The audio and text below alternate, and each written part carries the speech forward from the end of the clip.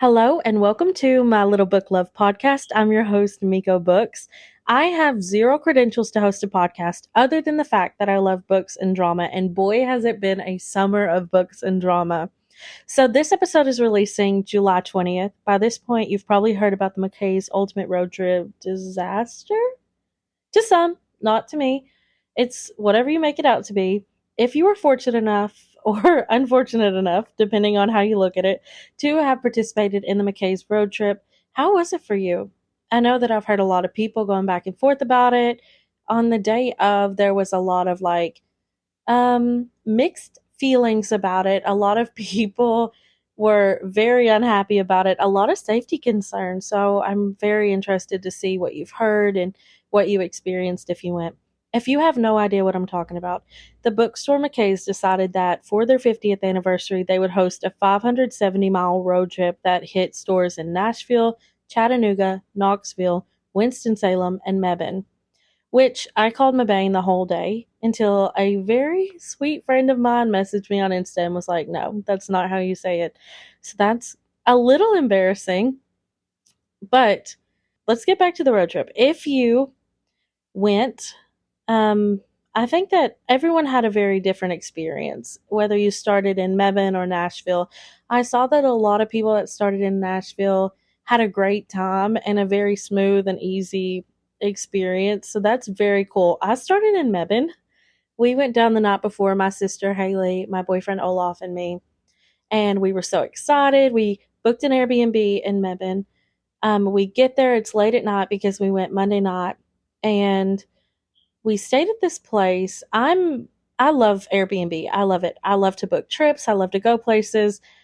But maybe I'm not the best at going through the reviews and looking through things and making sure that it's somewhere that's okay. I'm more kind of a vibes person. If I'm like, okay, I'm kind of getting vibes from this, right?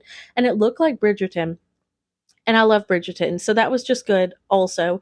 So we get there, it's late at night. We went up Monday night after work because the road trip took place on a Tuesday. We'll go back to that because to me, I'm like, what? But I guess it was just like, okay, their 50th anniversary. That was their anniversary. That's great. We'll do a Tuesday. But back to the Airbnb. We get there, it's late at night. We're tired. Like we've been traveling. I think it was like an 8-hour drive for us because we're coming from Kentucky and we're going up to Mebane in North Carolina.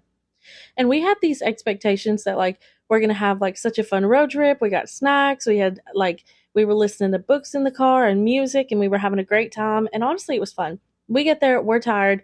It's late at night. We check into the Airbnb and it's in student housing at Duke University, which is very interesting to me. But it was very it was an old building. It was pretty. We get in there. There's 2 bedrooms. So me and my boyfriend have one room. My sister has the other. And she goes in, she sets her stuff down on her bed. Usually I check for bugs because I don't know, I don't know what everyone does when they check in, but usually we're just checking mattresses, we're making sure stuff is clean, we're can we stay here? It was late at night, I checked kind of for bed bugs and was like, I don't see anything on the mattresses, everything seems clean. My sister went to her bed and there was a roach on her pillow. A roach on her pillow. And I was kind of like, man, what do we do? It's old buildings. I know some people are going to be like, a roach, why are you being so dramatic? Okay, but also, if you grow up in the country, if you grow up in smaller towns, even through work, I see a lot of people with roaches, and a lot of people have grown up with roaches, and they're terrible and they're miserable, and I just don't want to do that. So I was like, are we really going to stay here in the roach motel? Not roach, it was a very nice Airbnb. I'm being dramatic, but I was like, it's late at night. We go to get food. We come back. I mean, the roach was a little bit despondent. It wasn't really it wasn't running around. So I'm assuming they've had a past problem with it, or maybe they get sprayed and maybe that one just came out of nowhere because it wasn't crazy running. It was very much dead acting. So we messaged the host and she was just kind of like, I'm so sorry this happened. And she's like, you can have a discount. And discount is probably my favorite D word. I'm for it. I love discounts. I love sales. I love free. So I'm like, yeah, okay, we'll stay, whatever. We take our stuff that we don't need back to the car and everything was okay. We woke up around 5 something. I think it was like 5:45. Mckays was supposed to open at 8. So we were just like, we're going to get up, we're going to get coffee, we're going to get in line. So we get coffee, we get there around like 6:20. And the line, we start in Mebane. The line is all the way around the building. When we get there, they already start stamping people at like 6:20, 6:30. So we don't have to wait in line super long. It was a good experience at the first stop. Like it was very busy and hectic, and I think that kind of set the scene for everything. But you think about it, there's 5 stores. The people that are going to do all 5 are usually going to start at like Nashville or Mebane, because those are 2 outer stores. So I guess we chose the wrong option. Everybody was at Mebane, it felt like. And so we're in line, we get our passports. We meet this really nice lady that drives a Tesla. That's not really important, except for the fact that, like, everywhere we go, she beats us. And I'm like, man, that thing must go fast. But whatever, like we were following the laws. So we do the first stop. It's not bad. We get the passports, we get in the car. It's like an hour drive to the next location at Winston-Salem. So we get there, we see a lot of the same people. At this stop, we're supposed to get a t-shirt, our passport stamped, and if you want, like, you can make a $20 purchase in the store and get the little commemorative totes. And I was all about that as well. So we waited in line a little bit. The lady in the Tesla was like 10 to 15 people in front of us. And I'm like, man, like she must be like, okay, Elon Musk makes rockets, right? So I'm thinking like this woman has like rocketed here. Not like in a rocket, but you know what I mean? She had like some kind of super speed thing. Anyways, we get there. We get up to the table. We are getting our passport stamped, and the lady is like, "We don't have any shirts for you." And I was like, "No shirts?" No, I didn't say that. But in my mind, I'm like, "Man, it's early in the morning. Like we're still hype. We're still feeling excited, and we don't get shirts." And I love shirts. Like I'm a t-shirt person. Like I want shirts, and like memory shirts, like something I could use to remember. So I wanted that. But anyways, me and my boyfriend both were like, no, we don't have shirts. My little sister got one. So we were like, okay, at least one of us got a shirt. And we go into the store, we get the commemorative totes. That's literally the only shopping I got to do on this whole Mckays road trip. One store, and I made like a purchase of 2 books and got the little tote. We get back in the car. It's like a 4 hour drive, 3.5 maybe hour drive to the next location. So that's kind of going to break up some of the traffic. But I don't know what you know about 5. Okay, so you think of the number 5, and to get to 5, you have like 1, 2, 3, 4, 5. Or even if you start at 5 and you go back to 1, no matter which way you go, 3 is in the middle, right? So the people that were starting in Nashville and the people that were starting in Mebane met in the middle in Knoxville. And it was miserable, guys. It was called a mass casualty event. Not because people died, but because there were so many medical needs that the people there, the personnel, they could not handle, the heat exhaustion. There were ambulances coming, there were fire trucks coming, there were people trying to hand out like ice waters and ice packs. It was kind of like miserable. The only thing that stood out from this stop is we literally waited this was our longest stop. We waited 2.5 hours in this line in the heat. The heat index was 105 degrees and the asphalt was like 140. People had their dogs. People were like trying to keep their dogs cool because you think a fun road trip, you think like you can take your dog, like it'll be a fun time. People brought their dogs expecting it to be like, we're going to walk in, we're going to walk out. No, they had to wait in line, and you can't leave your dog in a hot car, and you can't like, it was just miserable. And I think that people were starting at this point to see that, like, man, we're really doing this, and it's really not as fun as we thought. We were starting to hear there's a Facebook group, the Ultimate Mckays Ultimate Road Trippers group. That day it started at 700 followers, and now I think it's at 3.7K. And so mostly there were people posting being like, they're out of shirts, they're out of mugs, they're out of posters. And it's kind of like at one point it got a little disheartening, and we were like, at least we're getting the credit, right? Like I didn't really care about any of the other stuff. The prize, I haven't even mentioned this yet. The ultimate prize is an $800 credit if you visit all 5 stores. You kind of collect it along the way. So the first stop, you're getting your passport. Stop number 2, you're getting a shirt. Stop number 3, you get a $50 credit. And stop number 4, you get 250. And stop number 5, you get 500. So overall, it should have been like $800. And so We're in this line. It's miserable. It's hot. We're talking to people around us. I step out of line. We're almost to the front, right? I step out of line to take a work call. And this lady had kind of came over and been like, okay, guys, if you want to go on to your next location, like, here's your stamp, a little paper, kind of has a stamp, and they'll accept it and you'll get the credits later. But if you want to wait for the $50 credit, you have to wait in the line the rest of the way. And like at this point, we were probably like 50 people back from the door. And I was like, $50? I would have done the whole trip for $50. You know what I mean? It was just the principle of it that I was like, man, they could have told us this when we were like way back in the line and we would have just took our sticker and left. But now we were so close and I wanted the stamp too. At some point I started being like, man, I like the stamps. Like they're cute. It's like a little passport. So we decided we're going to wait it out for that $50 credit, which in the long run, like that's nothing, right? But also it was just, if you miss the 50, then you're only going to get like $750. So it all adds up. So I take a work call. I get out of line. My boyfriend and sister are still in the line, and a guy comes up and tries to like get in line and cut, like right where they are. I guess he thought they weren't together because they weren't talking, and so he got in between them. And or no, he came over there, and my boyfriend walked around him, and my sister was like, "Who's this guy?" You know. And so I'm kind of looking on from the side, and I'm like on this call, and I can see them being like, looking around like, what's he doing here? You know what I mean? So the girls behind us were very much the whole time being like, we can't let people cut. We can't let people cut. And I'm not, I guess what I'm trying to say is that's not me. Like, I'm not going to be the person that's like, we're not doing this. Get to the back of the line. Because I really don't think that I could confront someone in that way. I think I would be thinking it. I would be like, man, this sucks that we've been waiting here and this guy cut. So this guy cuts. My boyfriend walks around and my little sister's like, we're not letting this fly. And she looks at him and she's like, the back of the line's way back there, buddy. You know? Which I didn't see it. And the way, like, she's told it so many times that it's kind of like a movie moment at this point where it's like she says that and everyone claps and it's like a cool moment.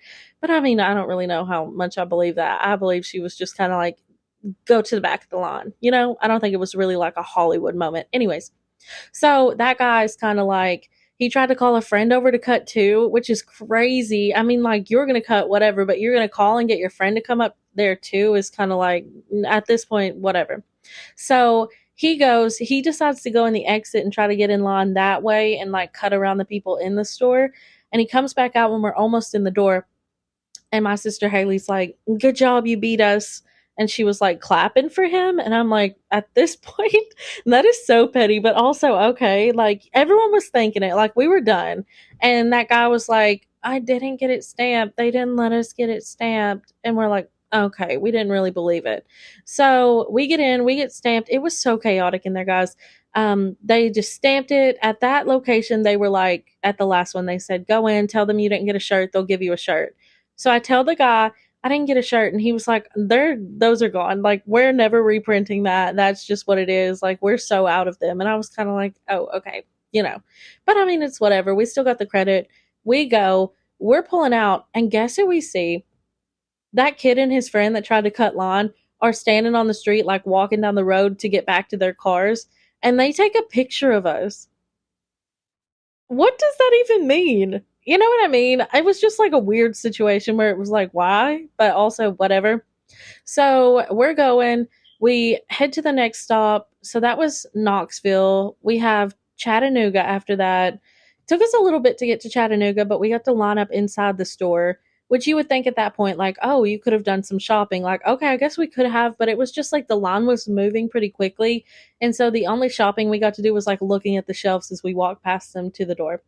So after that, our last stop was Nashville. And from Nashville, it's like a 2.5 hour drive for us to get back home. So we weren't going to stay overnight. We were just going to get it all done. They, at this point, decided that they're going to extend the hours of Mckays to midnight. And so that way everyone, because there was a lot of complaining at this point, like people were getting very upset. The Knoxville store had been shut down because, like I said, like it was just out of control. The traffic was backed up. Like everybody was not anticipating so many people coming. Like I wasn't anticipating it. The workers weren't. Like it was a Tuesday. We just thought there would be some people there, but there's not a lot of things that I wouldn't do for $800. And I think that a lot of people feel that way as well.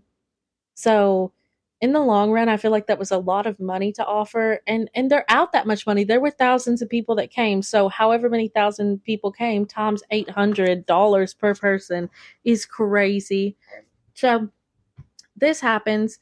We get to the Chattanooga one. We leave there. We're heading to Nashville. We stop for food because we're kind of like tired at this point, and we're kind of hot and tired, and it's been a long day, and we know the end is in sight.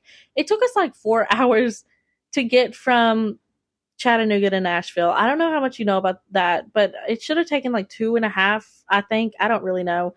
It took us 4 hours. So we get to the Nashville location, and which is like our closest store. And it's the one that we love to go to. It's late. We're having to line up. Like the parking was crazy. And I think a lot of people were at the end as well. So we were all at this point feeling excited. We made some friends in line. Like we were having a good time.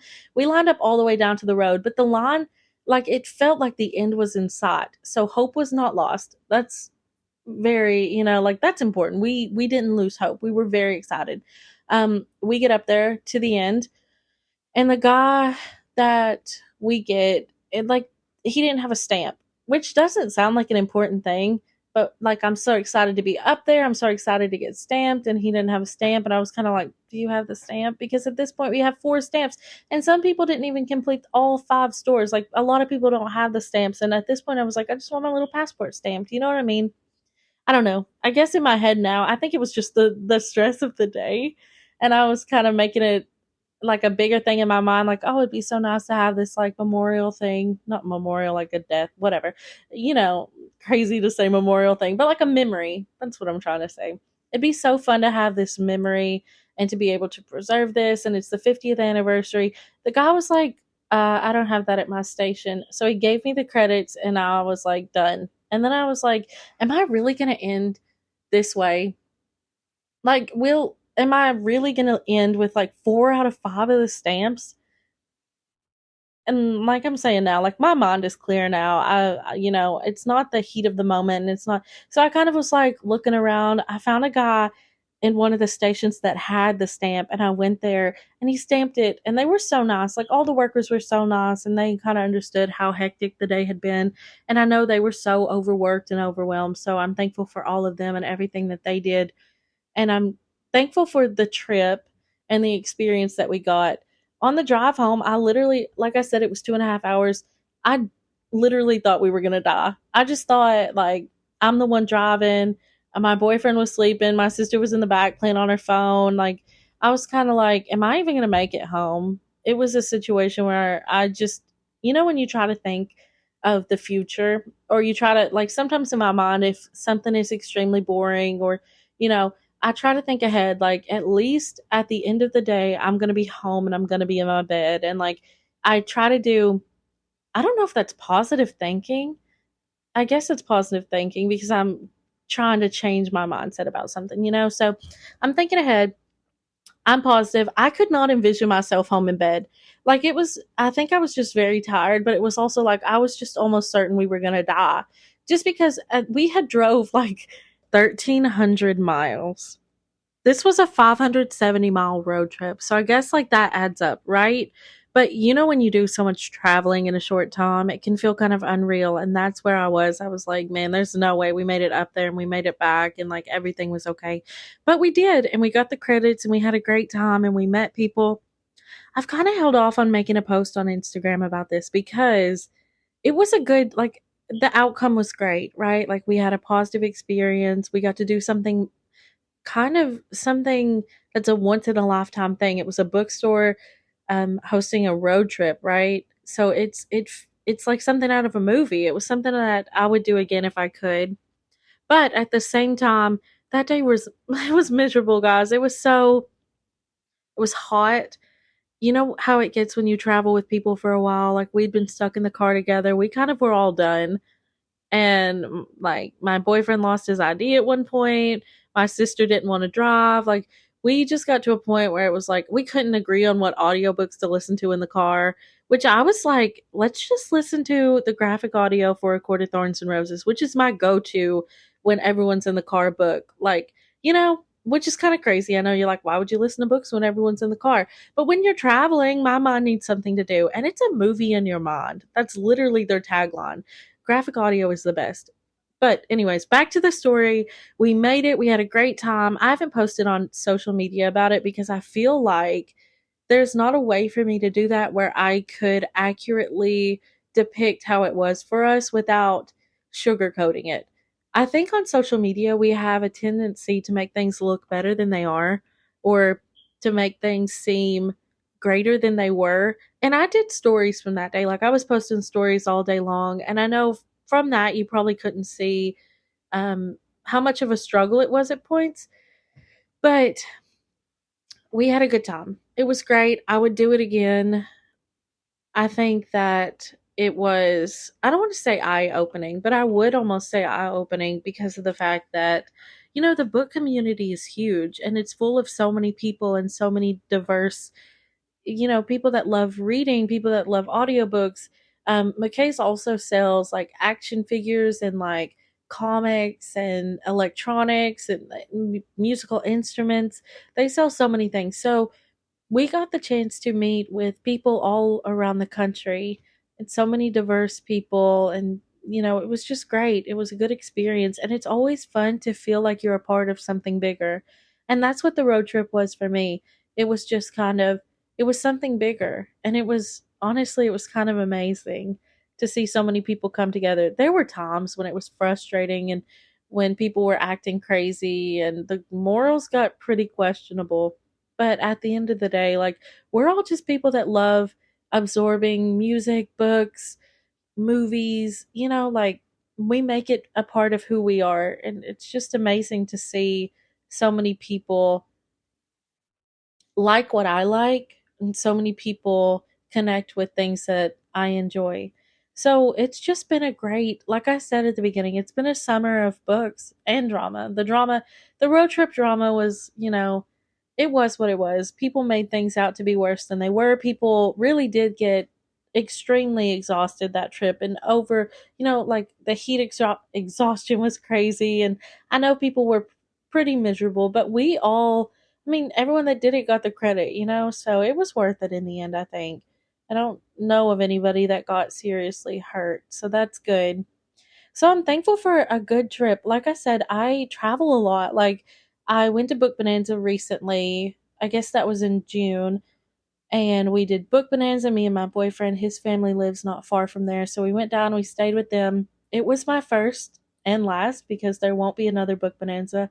It was amazing. Like, the book community is just awesome. If you've never been to a signing or you've never been to even like a small local signing, just being with people that love what you love is just so empowering. And then when you go to these places and you're standing in line and you feel kind of like, man, like I didn't come with anyone, like what should I do? People really try to incorporate you into their group or to make you feel like you're a part of the event. Like, the workers were great. The people around were so nice, and the authors were amazing. I know that had to be exhausting for them. And the narrators, there were so many people, and the vendors, everything just kind of came together. I don't know if you saw this, but Blake Lively showed up, and we saw an early screening of It Ends With Us, which I haven't even read the book, which kind of sucks. I wish I would have read it before I saw the movie.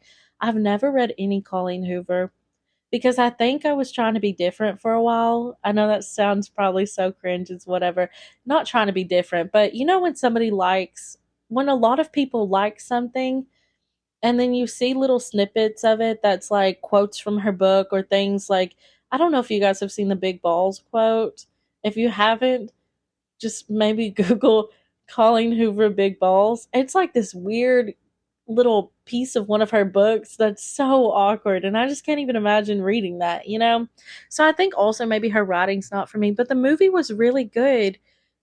Blake Lively showed up and a couple other people from the movie, and it was just amazing to see her in person and to see Colleen and her sisters, and the whole event was just amazing. I think that there was a lot of love put into it and a lot of money, which you could kind of obviously see. The venue was so huge. But it was just amazing to be with so many people. That weekend, I also went to a Catherine Center signing because she was going to be signing at a Half Price Books in Dallas. I think the signing started at 7 p.m. Also, that day was the sale for tickets for a Polycon, which is another book convention. I'm sure a lot of you have heard of it and been to it and love it. The tickets went on sale for a Polycon that night as well. So I get to the book convention early. I get there at 6 something. It's already pretty full because her book, The Rom-Comers, was coming out or just came out. And so a lot of people, there's a lot of love for her there, and you can really see it, and it was just great. Like, she's awesome and she's so funny, guys. Catherine Center is hilarious. So we're there.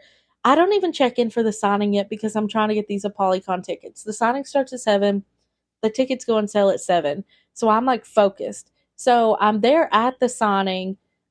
She's doing kind of a discussion part before it starts, and she's reading an excerpt from her book, and it was awesome. But I don't check in yet. I'm kind of staying to the side, waiting for these tickets to go on sale. I get the tickets. I get one ticket, a 1 day pass, which is good enough for me. I've never been. I just want to go. Like, I will take whatever. I get a 1 day pass. It took me a little bit to get the ticket. I had to keep refreshing. It was very, if you've ever tried to get tickets to any kind of like big event, it was that, and it was overwhelming and exhausting. But I got the ticket. I go to check in for the event, and they give me a pink bracelet. And I'm like, okay, pink, whatever. I guess everybody had different color bracelets on. So she speaks from 7 to 8:20. And then they're like, okay, great. It's time for the signing. Just come when we call your color. Guys, pink was the last color. Obviously, I got there last. I'm so stupid. I should have checked in first and then done the ticket. I don't know what I was thinking. I know I didn't think about it. But so there was like, okay, blue's gonna go, and then orange and green and purple and yellow and pink. The sixth group. It was so crazy. So I'm there. I went by myself and I talked to some people there, but there's only so much you can do while you're waiting. Like, you couldn't even get in line until your color was called. So I kind of go get some coffee. I go to my car, listen to my book for a little bit. I'm walking around the store. I've already looked through everything. And that Half Price Books is huge. That one in Dallas, it's like a big warehouse one. And it's amazing. There's so many things in it. But also, so she signs one color per hour basically.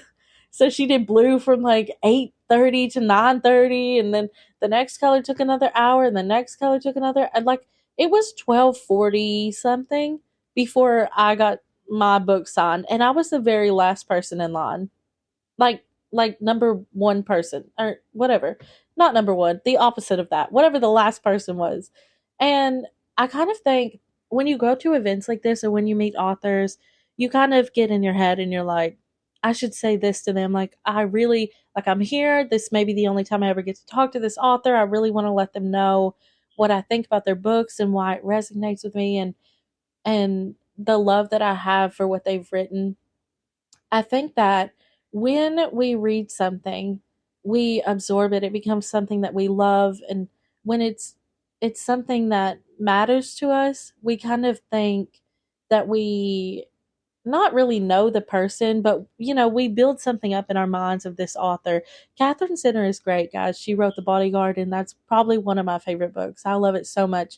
But for me, her writings are amazing because she puts like the yearning and the love, and like she really builds these characters up, and they feel like real people, and they have real struggles, but at the same time there's not a lot of spice. And I know it's like, I know we're all like, we need spice, but she doesn't write a lot of spice, and it's still good. Like, I finish it, there's nothing left to be desired. Like, it has everything. She's just like, in my mind, I'm just like, man, she's just, her writing is so great and her stories are good. So I'm in my mind and I'm thinking, like, I have to say something to her. Like, I really need to convey to her what her writing means to me, and how it, how it matters. And so I am the last person in line. Like I said, I've had tons of time to think about this. And do you know what I say to her when I go to the table? I say something like, "You must be really tired." I don't. Why did I say that? I think that I I am very empathetic. I feel like I try to identify with people's feelings and emotions, but why would I go up to an author and say, you must be very tired? I can't even, it's like a blur. I can't even remember what I said to her, but I know it was something like that. I know I had 30 seconds to talk to her. She was kind of like, thank you so much for coming. I know it's late and you're the last person in line. Congratulations. And I'm just like, like, you're awesome. You must be really tired. I know you've been traveling a lot. And I try to convey what I'm thinking. I try to be like, I have this thing in my head that I'm like, I just need to tell her that what her writing means to me.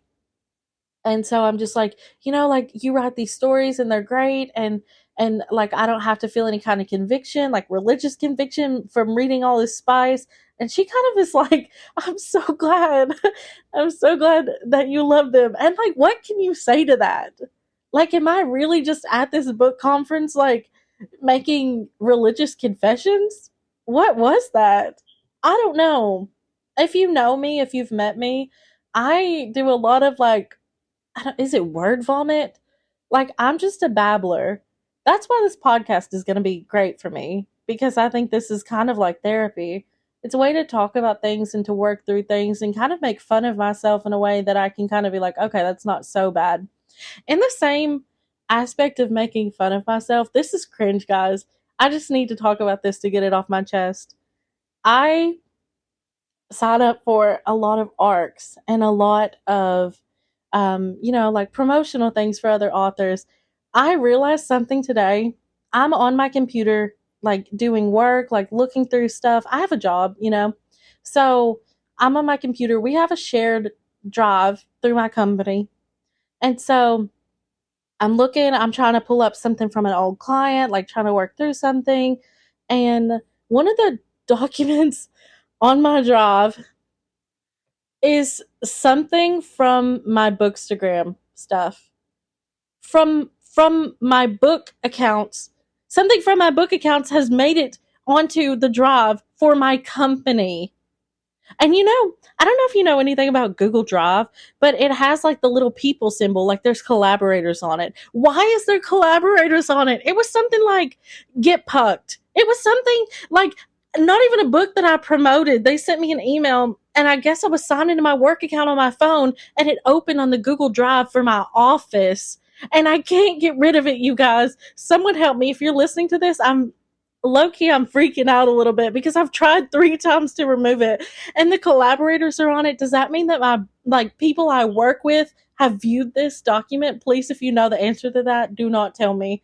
I've went through today and I've tried to block my book stuff from my work stuff. Like, I've made an effort to just block that PR company on my work account. That way, if this ever happens again, I'm going to be more careful going forward. But also, how, like, that is so embarrassing. It was some book like Get Pucked. I don't know if that was it exactly. It had puck in the title, like pucking you. I don't know, like, but puck was obviously supposed to be the F word. Like, I don't even read hockey romances. I'm so upset, guys. I feel so embarrassed, but also, I don't know. It is what it is, right? Like, at the end of the day, I have passions outside of my job, but that doesn't necessarily mean that they need to see them on the work drive. And at this point, if they confront me about it, I'm just going to be like, this is self-care. Like, in my field, I'm in counseling. So in counseling, like, self-care gets you through a lot of things. Like, they really push self-care. So I'm going to be like, this is just something I do for self-care. I'm so sorry that it came onto the computer. That's so awkward, guys. I don't even know. Like, who's seen that? Like, has my boss seen that? Has the CEO, he's very active in the company, has he seen that? I don't know. Just whatever.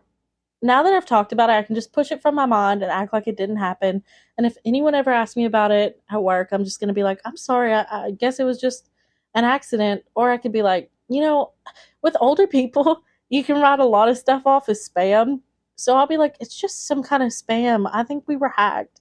So maybe that's what, that's crazy. I don't want to lie about it, but like, am I really going to own up to Get Pucked? I don't know, guys. A lot to think about this week.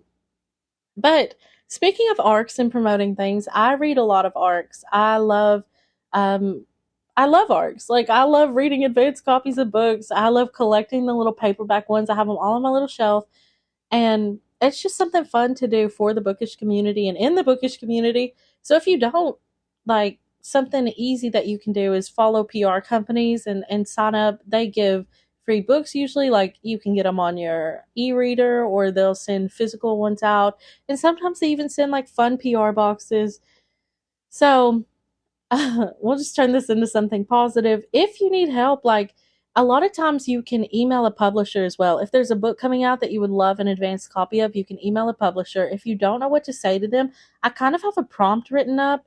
I just talk about like, here's my social media following, here's my name. Like sometimes I put my address on there and be like, if if you're able to, and like most times you get something out of that. Like they'll send you like either the NetGalley link and let you apply on there and they'll approve you, or with Lady Macbeth, I've really been anticipating that release. It's by Ava Reed. And I had reached out to the publisher months ago and they got back with me pretty quickly and they were like, "Thank you so much for your interest. We're sending you a copy." And they sent me the copy and they sent me the ebook of it. Like they let me read it on NetGalley, which NetGalley is like ebook arcs, so it's really fun. They also do audio books on there as well. So all you really have to do is like read it, write down your thoughts on it, and they'll provide you with books to read. It's kind of a fun thing to be able to read books before they're out. Like you really don't, it's not like your beta reading where you have to like tell them your thoughts on things or like what you would change, or I don't even know what you do in beta reading. But ARC reading is really simple. ARC stands for Advanced Reader Copies, and they just send them to you if you apply through email or if you message the publisher, and you just promote it for them. Like you kind of post, here's the book, here's my thoughts on it, and generally, it's a very fun experience. Right now, I think I have maybe like ten arcs that I need to read. It gets a little stressful when you get down to the wire because the due dates come very quickly. And so, with me, I'm very bad about making commitments and then being like, I guess the pressure of it being closer to the due date kind of gets to me.